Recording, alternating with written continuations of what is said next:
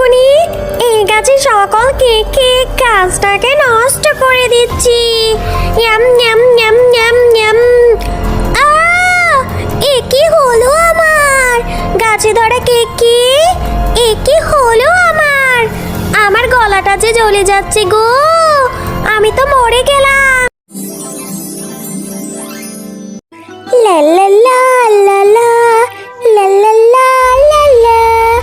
আহা কি আনন্দ আকাশে বাতাসে, কি যে মজা লাগছে আমার, খুব মজা লাগছে। অবশেষে এত কান্নাকাটি করার পর মা আমাকে কেক খাওয়ার জন্য টাকা দিয়েছে। আমি আজ মজা করে কেক খাবো। কেকটা থেকে কি সুন্দর ঘ্রাণ আসছে না? আমার কেক! এই শেকড়ের বাচ্চা শেকড়ের জন্য আমি ধাক্কা খেয়ে পড়ে গেলাম, আর পড়ে গিয়ে আমার কেকটা নষ্ট হয়ে গেল। এবার আমি খাবো কি? কত কষ্ট করে মায়ের কাছ থেকে টাকা নিয়ে কেকটা কিনলাম, কেকটা আমি খেতেও পারলাম না। আহারে, আমার শিকড়ে হোঁচট খেয়ে পড়ে গিয়ে মেঘটার কেকটা নষ্ট হয়ে গেল। আমার শিকড়গুলোও না হয়েছে বাপু, একদম কথা শোনে না, চারদিকে ছড়িয়ে ছিটিয়ে থাকে। এই মেয়ে, একটা কেক নষ্ট হয়েছে বলে এত কাঁদতে হয়? যাও বাড়িতে যাও, বাড়ি থেকে টাকা নিয়ে এসে আবার কেক কিনে খাও। কেঁদো না গো, তুমি আর কেঁদো না।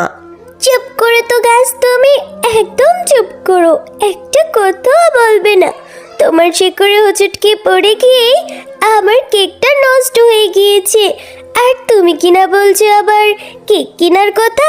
তা কেক কেনার টাকা কোথায় পাবো আমি শুনি?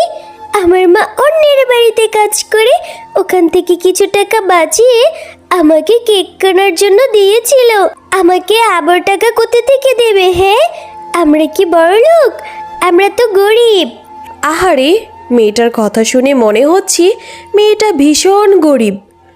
আর অনেক দিন হয়েছে আমি কোনো গরিবদের সাহায্য করি না। এবার যেহেতু সুযোগ এসেছে, তাহলে আমার ফুল বা ফল দিয়ে মেয়েটাকে সাহায্য করি।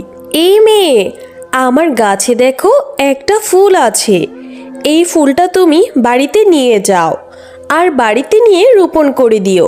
দেখবে তোমার সকল সমস্যার সমাধান হয়ে গিয়েছে। কেঁদো না গো, আর কেঁদো না। আচ্ছা ঠিক আছে, তুমি যেহেতু এত করে বলছো, তবে আমি তোমার গাছ থেকে ফুলটা পেড়ে নিয়ে যাব, আবার রোপণও করে দেব। যাও। এরপর মিনা ফুলটা নিয়ে তাদের বাড়ির উদ্দেশ্যে রওনা দেয়। মিনা যখন ফুলটা রোপণ করছিল, তখনই মিনার মা চলে আসে।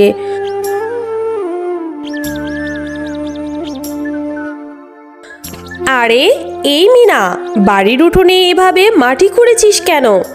আর তোর পাশে এটা কিসের ফুল? ফুলটা থেকে কেমন যেন ঝাঁঝালো গন্ধ বের হচ্ছে। কোথা থেকে আনলি রে এই ফুল মিনা? ও মা, তোমাকে তো এই ফুলের কথা বলতে ভুলে গিয়েছি। তবে শোনো। এরপর মিনা তার মাকে সব কথা খুলে বলে।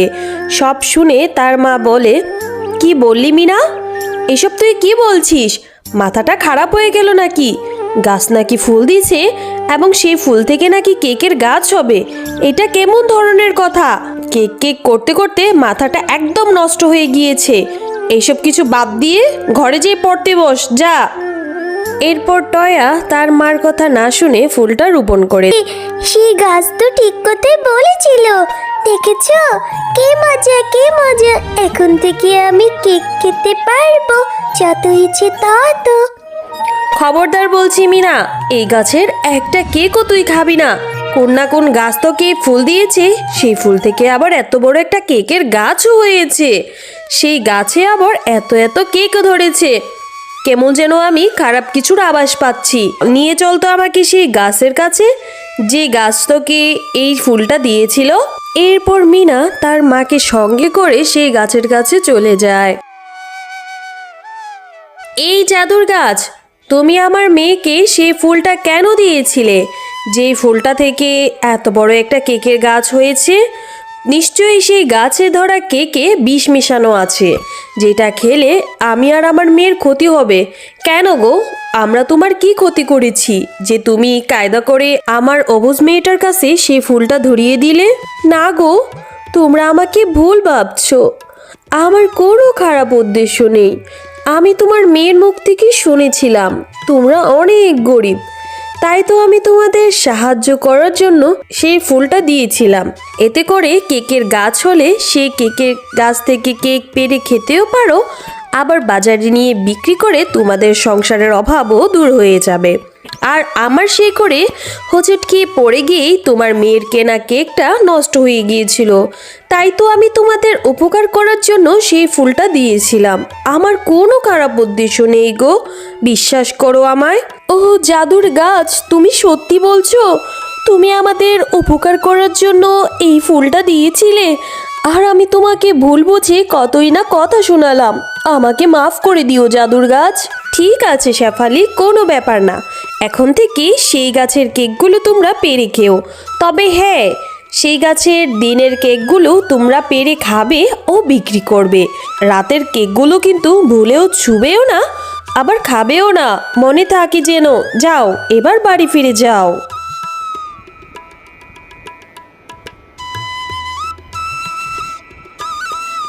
মা, ভালোই হয়েছে। গাছে তোরা কেকগুলো এখন বিক্রি করে আমাদের সংসার অভাবগুলো সব কেটে যাবে। এরপর শেফালি একটি ভ্যানে করে সেই কেকগুলো বিক্রি করতে নিয়ে যায়, আর কেকগুলো বেশ মজা হওয়ায় সবাই খুব মজা করে খেতে থাকে।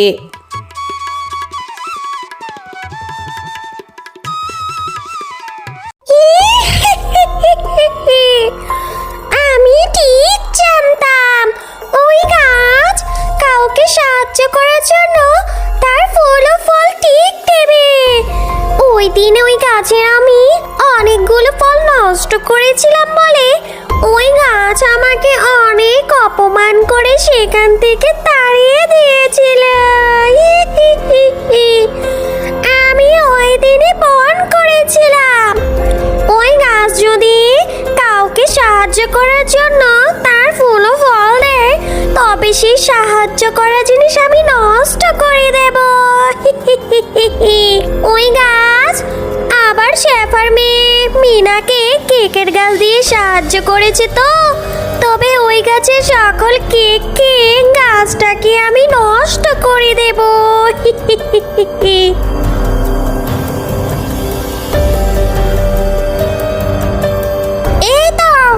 এই তো সেই কেকের গাছ।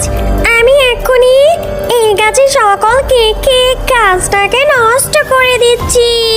Yam yum yum yum yum. এ কি হলো আমার? গাছে ধরা কেকে এ কি হলো আমার? আমার গলাটা যে জ্বলে যাচ্ছে গো, আমি তো মরে গেলাম। কেউ আছো? বাঁচাও আমাকে। আমি ঠিক জানতাম আমার সাহায্য করা জিনিস তুই নষ্ট করার জন্য উঠে পড়ে লাগবি, তাই তো আমি কায়দা করে রাতের কেকগুলোকে সব বিষাক্ত করেছিলাম। এবার মজা বুঝ।